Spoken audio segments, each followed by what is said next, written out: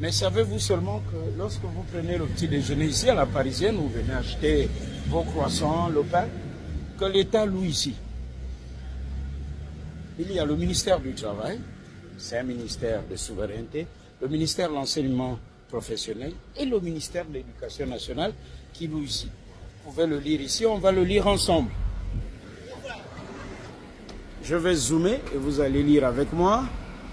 Ministère de l'Éducation nationale, Direction générale de l'enseignement technique et professionnel, c'est le ministère de l'enseignement professionnel. Et tenez-vous bien, la Direction générale de la programmation, des investissements et des équipements. Ce n'est pas rien, croyez-moi. Et ici, le ministère du Travail, la cellule du projet, la cellule d'exécution du projet, le renforcement des capacités pour l'employabilité des jeunes et l'amélioration de la protection sociale. Vous voyez là, avec l'appui du groupe Banque africaine de développement. Ce n'est pas rien, croyez-moi. Ce n'est pas rien. Je fais cette vidéo pour dire que nous aussi, on exagère. Orientons un peu la critique vers nous-mêmes Gabonais.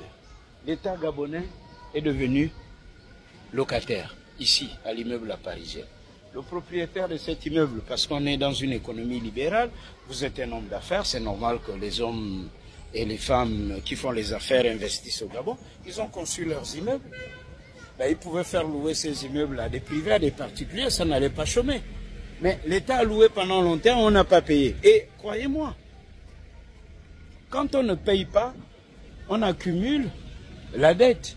Et on a même engagé ici le groupe Banque africaine de développement. Ce n'est pas rien. Comment on peut mettre le logo de la Banque africaine de développement à côté de celui du ministère du Travail dans une cellule d'exécution du projet et on ne paye pas?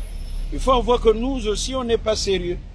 Les privés ne nous ont pas interdit de construire des bureaux pour loger les fonctionnaires. Comprenez alors pourquoi vous voyez les fonctionnaires passer leur temps, enfin, à longueur de journée là, assis dans les cafés, comme c'est le cas ici à la Parisienne.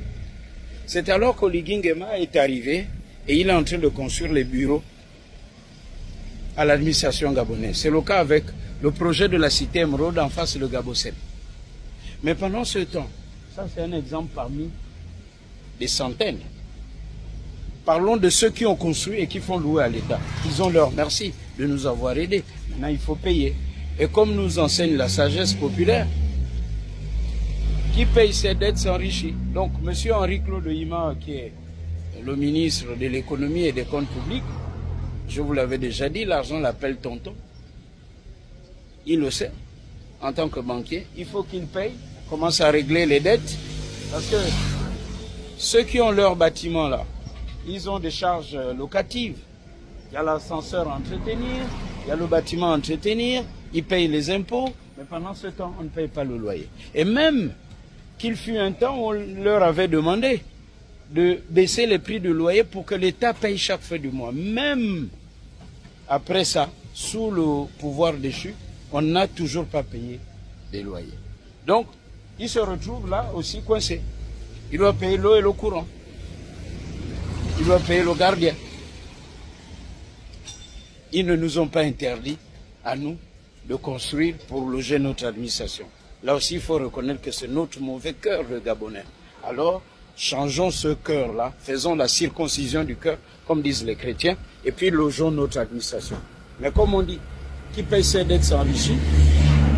Henri-Claude Hima, ministre de l'économie, de payer ses dettes pour que l'État gabonais s'enrichisse. À bon entendeur, salut Cash, la suite est très bientôt Cash.